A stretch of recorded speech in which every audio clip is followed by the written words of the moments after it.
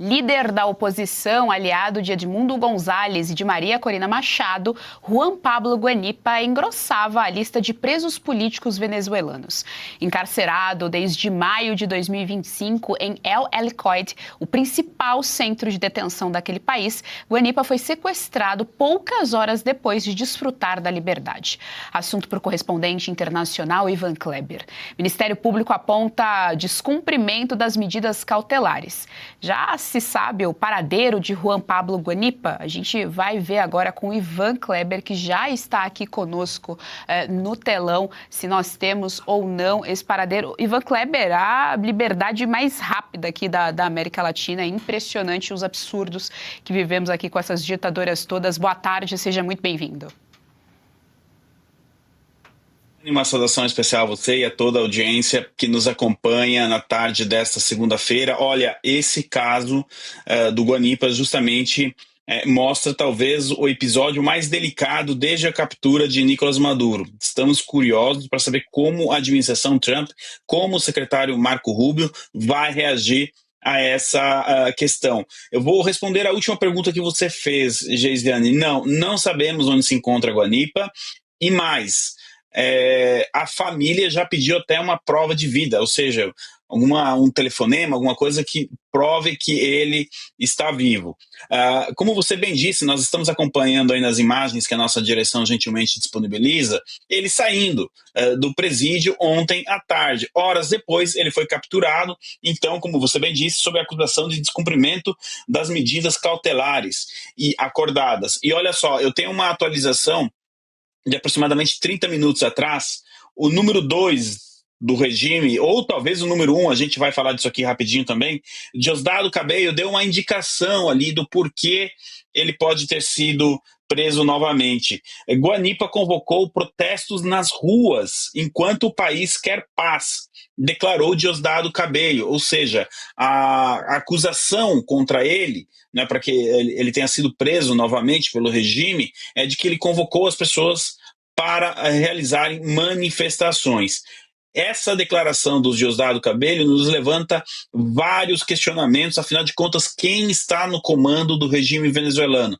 Delcy Rodrigues ou Diosdado Cabello? Nos Estados Unidos, pessoas próximas à administração Trump estão começando a perder a paciência e pedindo uma ação contra Diosdado Cabello. Ele que, pelo que parece, não é fiel. Então, aí a vice-presidente, a presidente interina, Delcy Rodrigues. A gente vê essa confusão dentro do regime, mas é uma confusão organizada, viu, Geisiane? Não nos deixemos nos enganar. A Delcy tenta se sustentar ali como presidente interina, mas ela não tem o apoio total das Forças Armadas, e como nós estamos observando agora, as forças políticas internas dentro do regime estão tentando, de alguma maneira, deslegitimizar ela do poder, e isso joga realmente a questão para a administração Trump. Esse episódio, como eu disse, é extremamente grave. O Guanipa é uma das pessoas mais próximas e um dos alinhados mais ferrenhos ali de Maria Corina Machado, que passou o dia inteiro fazendo telefonemas, ela que está nos Estados Unidos, né, denunciando essa questão toda,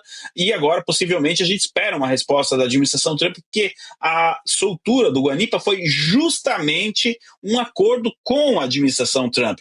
E vem, olha só, 48, 70 horas depois do parlamento chavista aprovar a primeira fase da anistia geral por unanimidade lá no parlamento, né? Inclusive, o presidente do parlamento, irmão da Delcy Rodrigues, conversou com familiares dos presos políticos e pediu desculpas a eles.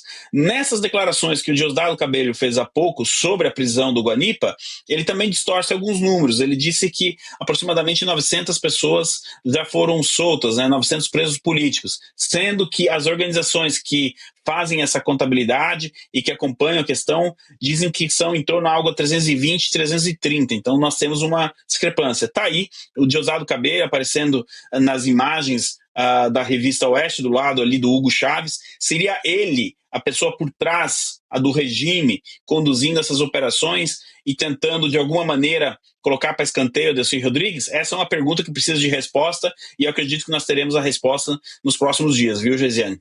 Ivan Kleber, é impressionante como o argumento é sempre o mesmo, né? Que no Brasil a gente escuta que PL não pode ser da anistia, mas tem que ser da dosimetria para pacificar o país. O argumento então seria que o país quer paz, mas não pode se manifestar dentro do país, não pode pedir a queda do regime que ainda impera dentro da Venezuela. Ivan Kleber, eu trago aqui à tela as nossas analistas do dia. Fabi Barroso, estamos com o nosso querido correspondente internacional. Ivan Kleber, sua pergunta. Boa tarde, Ivan. Espero que você esteja bem, seja bem-vindo aqui conosco. Bom, Ivan, realmente a Geise já levantou um ponto que eu queria explorar, que justamente o Lula, nas falas que a gente viu agora há pouco lá no Instituto Butantan, ele diz, né, sobre um mundo muito mais raivoso. Olha só, combina a narrativa, né, do Cabelo e combina com a narrativa de todo esse mundo que na prática pratica a raiva, o ódio, a violência.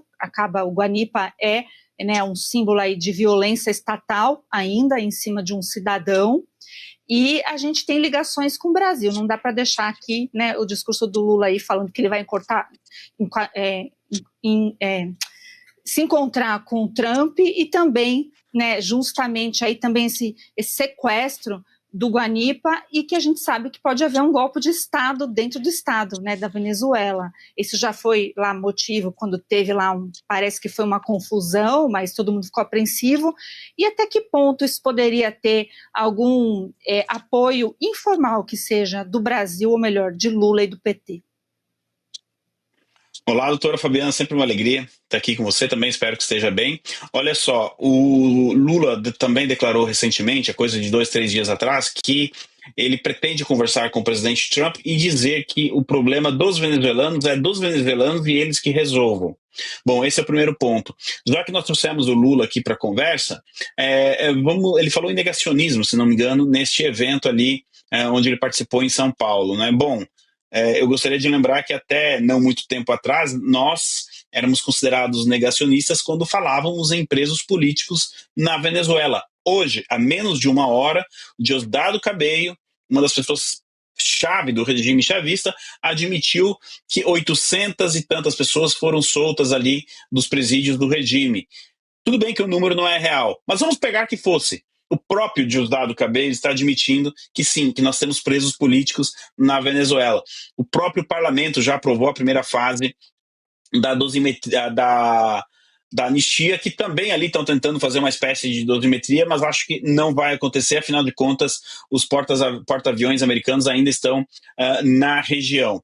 Então, doutora Fabiana, a gente tem, né, como você bem disse, muitos paralelos.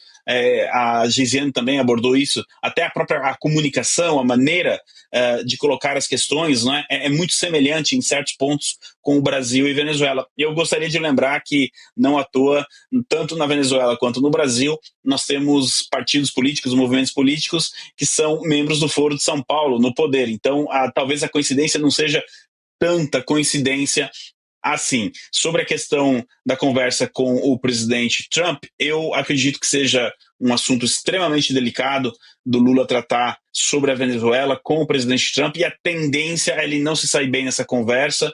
Eu não vou prestar consultoria grátis aqui para o Lula, mas se eu fosse ele, eu não iria neste tom. Basta ver o que aconteceu na semana passada com o presidente colombiano Gustavo Petro, que achou que chegaria lá fazendo pompa e circunstância, e bem no fim ele teve que entregar uma lista de nomes aí de pessoas consideradas como chefe do narcoterrorismo na Colômbia. Então, os discursos para empresários, enfim, nesses institutos, são uma coisa. Chegar lá na Casa Branca e conversar com o Laranjão, como foi citado aqui, o Serrão, não é? Como ele sempre diz, é outra. E a gente precisa estar acompanhando isso e com certeza estaremos. Geisiane, devolvo para você. Ivan Kleber, eu vou trazer aqui mais uma semelhança entre Maduro e Lula. A gente tem aqui uma imagem para nossa audiência. Tá aí, então. Mesma roupinha dos companheiros, bonezinho ali, igualzinho. Inclusive, o boné é uma referência ao boné MAGA, né? Ao do Donald Trump. O boné do Lula diz que o Brasil é dos brasileiros. Bom, só se for os brasileiros da Suprema Corte. Mas tá aí mais uma semelhança impressionante, que até a vestimenta é muito semelhante e bem fechadinha, né? Ali, a gola da camisa, aquela coisa bem ditatorial mesmo. Mais uma semelhança, então, Ivan Kleber, entre Venezuela e Brasil. Trago novamente aqui as nossas analistas. Josi, estamos com o nosso querido Ivan Kleber. Sua pergunta. Boa tarde, Ivan. Muito obrigada sempre por tantas informações no tempo certo, né? Eu gostaria que você só desse uma recapitulada e respondesse sobre o posicionamento prático da Casa Branca, né? Se teve uma manifestação formal sobre essa captura do aliado de Maria Corina, né? Do sequestro. Se tem alguma previsão dos próximos passos, se isso vai interferir na própria situação de Maduro. Como que está o relacionamento neste exato momento em relação a esse fato, né? Tanto que a gente estava comemorando a libertação da anistia, né, dos presos políticos, que a esquerda tanto nega haver no país, e agora a gente tem esse tipo de situação. Então, qual que é a percepção da Casa Branca e como a Fabi colocou, né? Será que pode haver, né, esse golpe dentro do próprio golpe ou dentro desse atual e momentâneo governo dentro da Venezuela? Qual que é a sua visão a respeito do posicionamento e dos próximos passos da Casa Branca em relação a isso, se houver próximos passos? Olá, Josi, sempre uma alegria também estar aqui com você na Oeste. Olha só, sim, nós podemos estar observando aí um golpe dentro do golpe, porque a Delcy Rodrigues ser a presidente interina, ela já é fruto de um golpe, porque a maioria dos países reconheceu Edmundo Gonzalez como vencedor das eleições de julho de 24. Então seria um golpe dentro do golpe.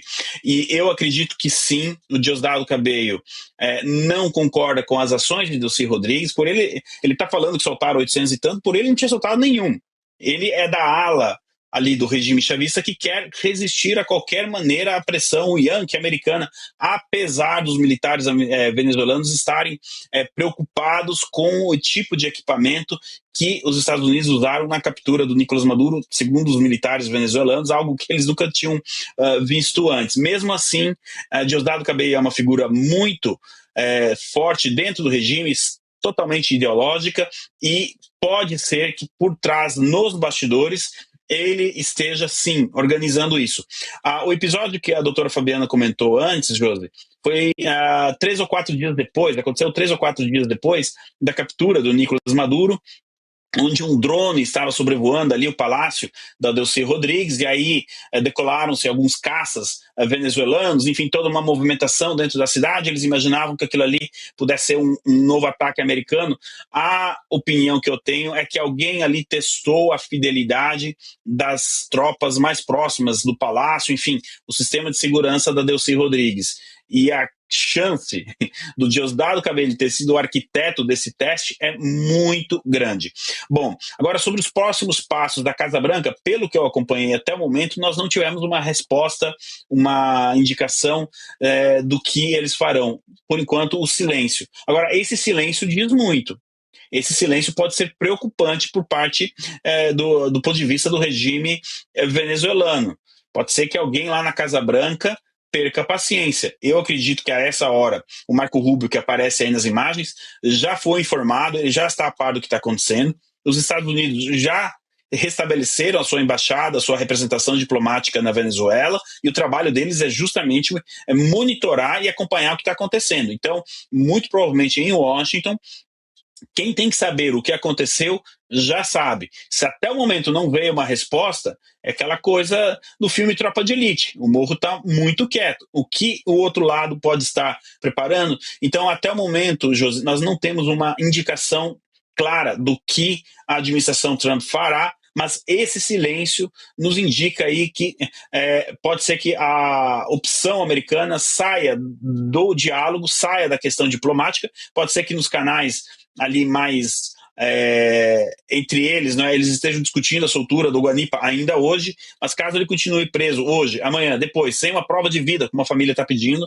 aí eu acredito que a margem para uma solução diplomática diminui e pode ser que a gente veja novamente helicópteros americanos sobrevoando os ares de Caracas. Gesiane, eu devolvo para você.